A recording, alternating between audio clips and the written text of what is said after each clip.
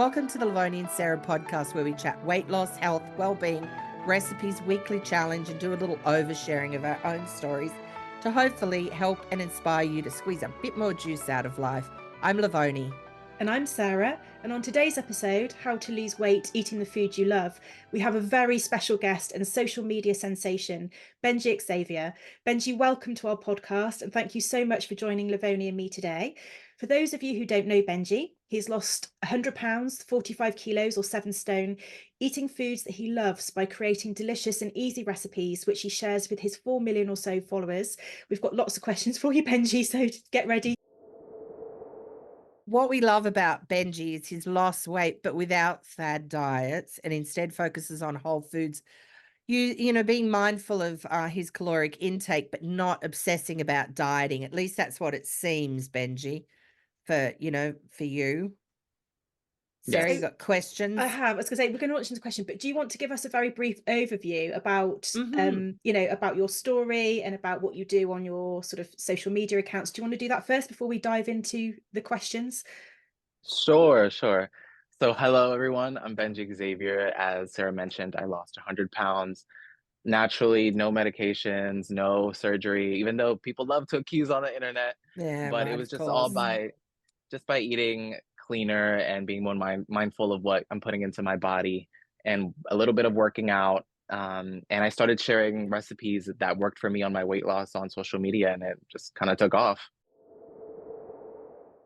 So I've got a question. I think my first question to you would be, was there one major event or something that motivated you when you were in that position of being 100 pounds heavier, so very overweight, that made, sparked you into eating differently and wanting to take, the first steps on this journey? I had just gotten back from vacation in Florida, and it was getting to a point where I went shopping for clothes because prior to that, we had been in quarantine. So I wasn't going anywhere. I was locked up at home. It was my senior year of college, which I was so stressed out. I gained some weight, and then quarantine hit, the pandemic, I gained even more weight. So by the time the quarantine was over and we were starting to get back to normal life, we went on a vacation, and that's when it just really hit me when I started kind of going back into the real world at how big I had gotten. Clothes weren't fitting. I was trying to go buy for clothes, and buying clothes for bigger people is almost impossible, and they don't really Or offer a they're lot of ugly. options. They're So ugly. ugly. Like I was dressing like a 50-year-old man Yeah. because it was so hard to find clothes. And also, I just didn't feel good anymore. In every sense of the word, I didn't like how I looked, and I just didn't physically feel good. Like going up a couple of flight of stairs was just the most daunting task. Give me oxygen. Yes. Yeah. Okay, so that was really what then made you just have this mental shift to then think, right, I need to do something about this. Yeah. Did you cook before you started doing this? Like, did you like to cook, or did this make you get in and cook? I've always known how to cook. I learned when I was a teenager, but I wasn't making anything fancy, and I wasn't cooking all the time either. But so when I started this journey, that's when I really started getting more into it and really exploring different recipes and just spending a lot more time in the kitchen. But I always knew how to cook, just the basic things.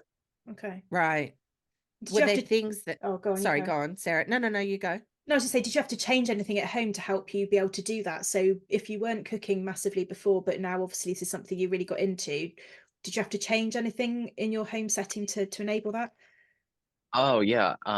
No, I didn't keep any like temptations at home. So no snacks, no Oreos, no Chips Ahoy, none of that you would normally, you get bored. And I'm the type of eater. I mean, I'm the type of person that I get bored. I want to eat. So I'll go downstairs, I'll look around, and if I'll find something, I'll eat it all. So I stopped buying snacks and like high calorie drinks that would keep me, eating all day. That's a big thing, isn't it? The drinks too. A lot of people drink their calories, and they think that they don't think about it as much as what they would if they were eating them. Yeah. And personally, I was a big soda drinker. So, I mean, just all the sugar in one can of soda plus the calories, and I might drink like what, 6 in a day. So really? Okay. Yeah. Even just eliminating that must have made you feel good. Yeah. Wow. So once I switched to eating cleaner, I was like, all right, even now, like even if I go out and I have a cheat meal or eat, something that people would consider a cheat meal, I don't drink my calories. It's just Yeah. unnecessary. Yeah, I've gotten that's used to so it. Like, I'll true. drink a Diet Coke. I'll Good. drink a Diet Coke, I'm not gonna lie. But, Yeah. I've just gotten used to the flavor of it. Yeah. I love, because I absolutely love potatoes, and I love it when Benji uses potatoes. If I see a video that you've Yeah. done and people comment like, shock, you lost all that weight and you're eating potatoes. And I'm like, okay, potatoes aren't the enemy. And Sarah, I think I've told you this story before. I was working on a photo shoot and this one girl was like, oh, I said, do you want to try this? It was like a recipe we just shot. Do you want to try it? She goes, I haven't eaten potatoes in 5 years, but she was drinking a Mountain Dew. And I'm like, seriously? Like, potatoes aren't the enemy. And that's Yeah. what, I mean, throughout the whole process, is that what you just decided to do, that you weren't going to cut whole food groups out of your diet, like starches? Like, It or you, happened as I was doing more research because this time right. around, because I had always struggled with my weight and, so I would like gain weight and lose a little bit and gain even more by doing like fad diets and all this stuff. So this time around, I decided that I wasn't going to torture myself and I was just gonna try to go about it in a way that was easier for me, Mm, which ended up working. Um, and prior to this weight loss journey, I did have that idea of like, I can't have rice, I can't have potatoes, I can't have carbs because it's gonna make you fat or it's going to keep you from losing weight. So I was doing a lot more research this time around, and that's when I just realized that potatoes aren't that high calories, and your body needs carbs. I say that all the time, but I mean your mm-hmm, body needs carbs for just basic functioning. right. Um, but just a little bit of research will show you that you can eat carbs and still lose Right. weight. Just be And mindful of how much you're eating, and I think there's a what difference you between put eating with a it. baked potato. Yeah, there's a Yeah. difference between eating a baked potato and eating French fries. Right, You know, right. Yeah. And like rice, that's another thing. I don't know if you've ever been to Asia, but I never saw fat people in Asia. It's not right, the rice's fault, it's all the other shit, you know? right. And that's what I'm people have to realize. And it's like calories, you know? calories It all and comes down to the calories. I'm sorry, I don't care what anybody else says. There's so much misinformation out there that, yeah, you just have to do you, really. Hey, it's all sorry, really Sarah, just you a going to say numbers something? game. Right, right. I was watching one of your videos recently, and you were talking about volume as well, and swapping spaghetti, like regular spaghetti or regular pasta, Mhm. out for squash spaghetti, and the fact Right. that the volume of that, is that something, because I think I recognize that in myself. You can limit yourself for really only a short period of time, can't you? And then you just get that hunger situation. So is that something you do more often now, try and think about the volume as well and what you're getting, like the bang for your buck sort of thing, with the calories that you're taking? Exactly. Mhm. Yeah, because I've been before in that situation where I'm like eating very little, not eating enough to Yeah. try to lose weight Mm. out of desperation. And that backfires horribly every single Yep. time because you're basically putting yourself in like a starvation mode Yeah. and you end up eating everything in sight and Binge. you become Yeah. upset. Yeah, you become obsessive with the thought of food because you can't have it. And I'm the type of person I'm like, if I can't have something, I want it even more. Yeah. So, Right. Yes. I think we're all a especially bit with food, like like that. that's a basic necessity. Everyone needs to Hmm. eat. Like it's just human nature. So it's easy to become obsessive with the thought of food when you can't have it. So volume eating really was a game changer. And like Hmm. Sarah mentioned with the spaghetti squash, that's a great bang for your buck. Right. Good swap. Yeah. Yeah. And just adding lots of veggies in there Yeah. too makes a And I'm big not saying you difference. can't have pasta. Of course I make Right. pasta all the Right. time. Mm. I just make protein pasta so I can, get Get more something from benefits it. out of it. Right. Mhm. Right. Yeah. Yeah. Yeah. Do So you think Benji, people, I was going to say, no, go I on. was just say, do you think you find that automatic now, Benji? So, you know, have you got into a mind space now where you find this automatic, that you move to that sort of choice within your food rather than perhaps the old way where you might have gone to a big mound of the regular spaghetti or just not thinking about the calories you're taking in? Is that pretty smooth? Yeah, it's pretty smooth now. It's just automatic. Like I've been doing it for over a year now. I think Hmm. I'm going on to 2 years of just eating cleaner. And I go grocery shopping and I just get vegetables, protein. It's just automatic. I don't really think Hmm. about it much. You don't have to do that back and forth, that, because I'm sure that happened at the start, that, you know, the arguing in your head. I want that. No, don't have it. You know, it's like Yeah, the devil and the devil and the angel sitting on your shoulder. Do you think now, since you've lost weight, that people treat you differently? Do you just find that, like, oh strangers yeah. or people you know It's are different it's towards you? it's the weirdest thing to experience.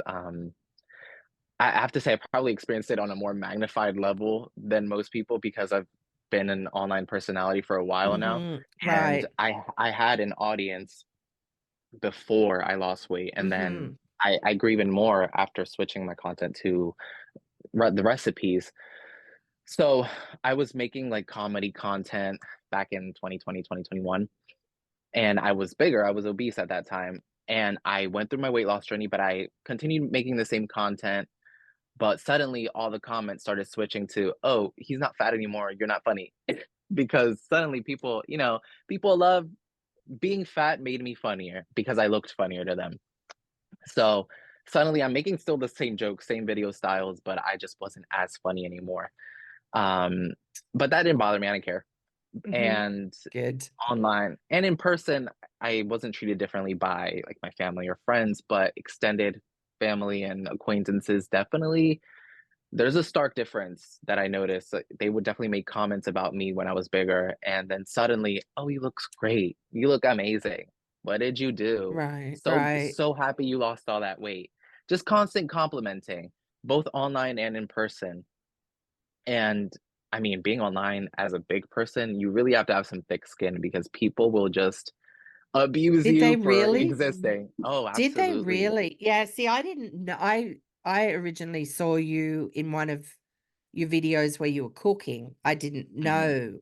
And then I read some of the comments and people were like, "Oh, that phone or something, I don't know, that walkie-talkie, whatever it was that made that noise.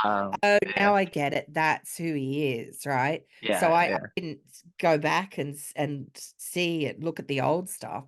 But I can't believe people make nasty comments. Yeah, especially and the crazy part is that they would go out of their way and they would send me direct messages.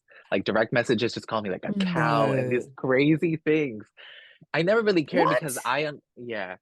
I mean, look, being a big person online, you have to not care what people say because it could really get to you. Um, what was I gonna say? Sorry, I I don't probably know. interrupted you. But then it just amazes me, like, the people you know, I've read comments too when people have lost weight and then they're like, "Oh, are you sick?" Or Oh you're too yeah. skinny. And I'm Yeah, I've like, gotten "Oh, that for as well. fuck's sake." Like, Yeah, yeah. it's like, do you know, damned if you do, damned Well, the if you thing is, don't. And everyone's really, I got an guess you got to shut opinion. that out. Yeah, everyone's got an Everybody has opinion. an opinion Yeah. and nobody cares about it. That's what they need to understand. I mean, it's nice, you know, there's lots of you know, you have lots of really good feedback, you Yeah. know, but there's always those people, you know, gotta Hmm. potatoes Yeah. are fattening, you know, that kind of thing. And I Oh, think, they'll pick everything apart. Yeah. Yeah. oh yeah, But just that like who said, needs so to what are the good win? bits then? So what are the, Yes. that's kind of over the before and the after, but there's on the great side, but there must be some real positive Oh benefits with you yeah. found within yourself. Do you, I mean, the way you feel and I guess Like people's buying reactions as well. clothes. Clothes, Yeah. movement. I mean, for me, I think one of the things I'm interested in is movement because that's one of the things I think plays on my mind is I don't feel my movement is as good as it should be because I'm bigger than I want and should be. So have you found that better? I think for me, I have really high stamina now, not only because of the weight loss, but I also work out a lot, Hmm. um, which helps a lot with that. I probably have the most stamina out of everyone around me. We'll go on trips and we'll be walking around and everyone needs to sit down and I feel completely fine. But that's I know because I do a lot of cardio. Right. Right. But just And do you and enjoy aside that? from Do you yeah, enjoy that part? That's good. Yeah. yeah, Sorry, yeah. Sarah, what was that? Well, I was to say, but that presumably got a lot easier when your weight started to come down. It's like one of those sort of vicious cycles, isn't it? The bigger you are, the harder it is, but yet the more benefit is going to start eating into it. You've got to get that mindset. Yeah. I actually made a video about that because oftentimes we see these people online, these online fitness influencers or people giving advice on losing weight, and they'll say to you, well, you work out 6 times a week and do 30 minutes on the treadmill walking on a 12 incline at a speed of 3, which is a very popular workout that people share online. What they don't realize though is that when you're almost 300 pounds or you're overweight, that's really hard to do. I Mm. remember that's one of the workouts that I started doing when I started going to the gym, and I was like, I can't do this. I felt so bad because I'm like, I'm trying to. You would think walking would be easy. No, I was No. sweating out of breath. I could not do that. So I was like, all right, I'm not walking on an incline. I'm just walk, and then eventually, with time, you work your way up, and you're able to do more with time. So I always tell people, don't try to mimic what you see online. Just use it as a Right. guideline, as inspiration. But Mhm. just because you might see someone doing something doesn't mean that you have to go out and do that exact same thing. Start small. Small goals. Sarah and I talk about that It all the is. time. Out of Yeah. interest, can I just ask you how people reacted to you if you were in a gym working out when you were that size? Because I think that's one of those self-conscious feelings, isn't it? You're there, you're trying to improve yourself, but you're also, like you described, quite aware that you're not doing perhaps what other people would be doing. How were you received in the gym when you were bigger and you started your fitness journey? I mean, I don't think I noticed anyone treating me differently, but I definitely felt very insecure. Yeah. You would think you go to the gym and you would see everybody like being not in shape, but you go to the gym and everyone's in shape for the most part. And I'm looking around and I'm like, I don't know how to use these machines. I don't want to be like judged for Quite using this machine daunting. Yeah. correctly. So oftentimes I would just go online and like watch either TikToks or YouTube videos on how to use a machine so that I would go in there with Okay. more confidence on how to use it and didn't have to, because that made me insecure, just not knowing what I was doing. So I would Yeah. do a little bit of research and then go in with the plan That's a good tip. and ease your way in because it could be overwhelming, especially if everyone around you is like 8 packs and Yeah. being in the best shape of their life. What made you decide to start adding the dollar amounts into the Mm. recipe? I like that because I think people are always like, oh, it's too expensive to eat healthy, which just like drives me nuts. But so was it that kind of thing that made you start adding the dollar amounts in? That was exactly why I started doing that because I started getting comments like, "Oh, well, it's easy to lose weight when you have money," which I mean, when I started my weight loss, I was in a different place financially, and it's not like I'm a millionaire or anything, but I was definitely either unemployed or a minimum wage. I wasn't like transitioning at that point from jobs, so I was definitely on a budget. But eating healthy can be, sorry, Okay. eating healthy can definitely be expensive if you're buying everything organic and things like that. Right. But Yeah. you can also do it on a budget. And you Hmm. can grow stuff.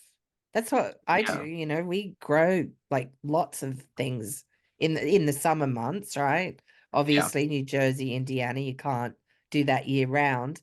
But that just I think it's an excuse for people too to say that. And maybe somebody might disagree with me. I'm sure people will. But you can buy like carrots are cheap, I Hmm. Yeah. think. Lentils are cheap.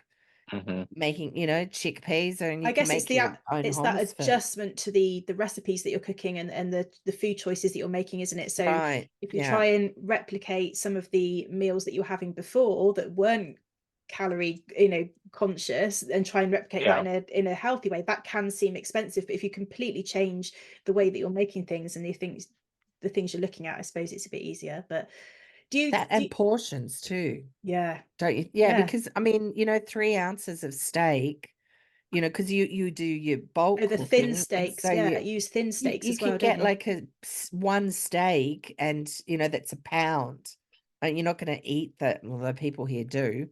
You're not going to eat the whole steak. Really, that's 4 portions, or at least three Yeah. portions. Mm. So, Yeah. that's a way of looking at it too. What were you going to say, Sarah? I don't remember. Oh no.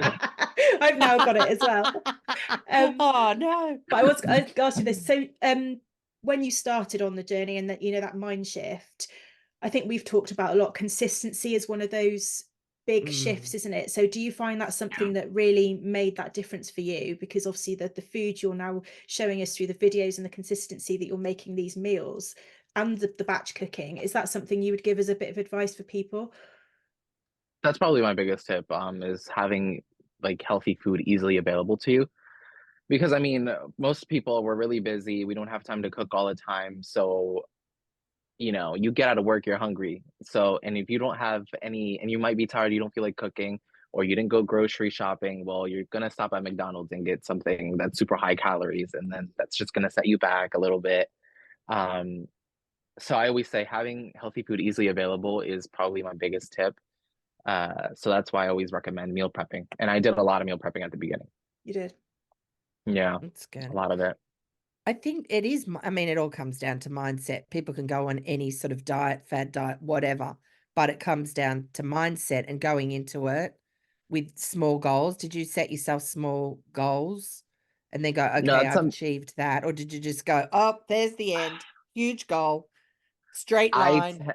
I for the most part I always tend to be like tunnel visioned and I look at Okay. the overall big picture, but I had to learn not to be. And that's why I always tell people now just take it step by step because it'll make your Yes. life way much easier. Because you know, if I start at the beginning and I'm like, I want to lose 100 pounds, that's not easy.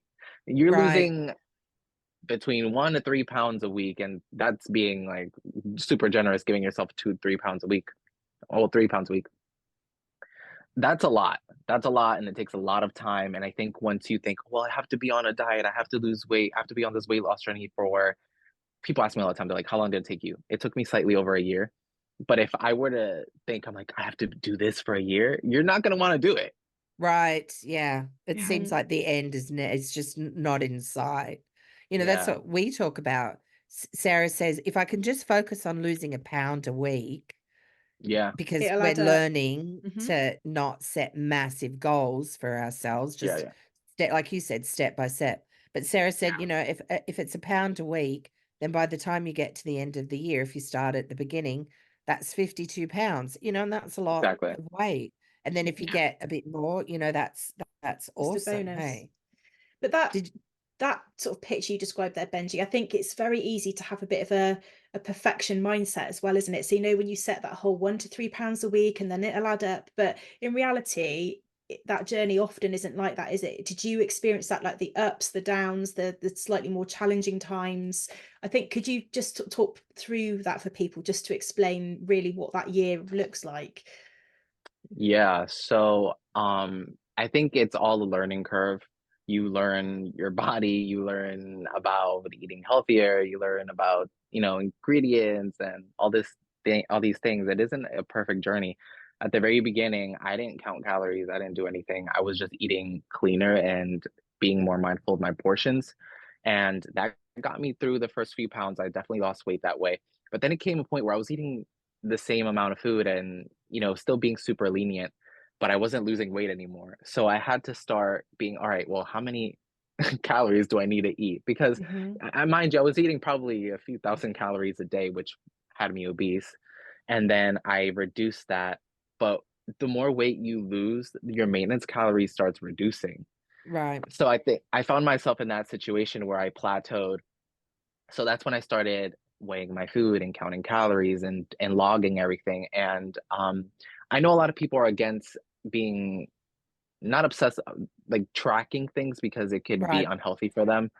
But you learn a lot that way. You learn, what you're meaning, what you should be eating, because sometimes people are under eating, which is not good for their health and will cause them to really mess up their metabolism, or people are overeating, which stops them from losing the weight.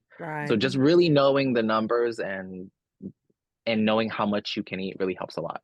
For me, I know there was a point where I was under eating and it wasn't necessary. Like I could eat so much more and still lose weight. And I told that to people all the time. I have some family members who struggle with their weight, and I see them start diets and they are not eating enough.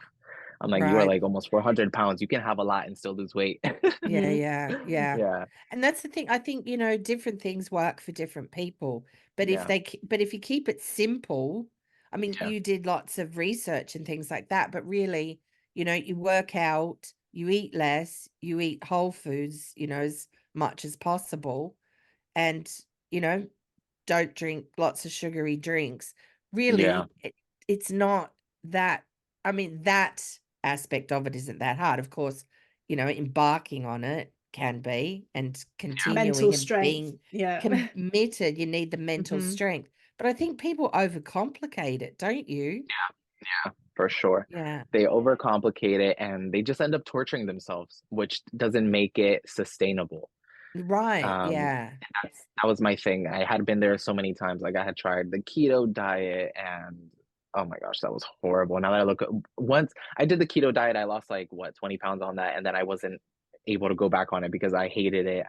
It was so hard to try to stay in ketosis and no carbs. And then I've also tried Yeah. just like regular no carb diet.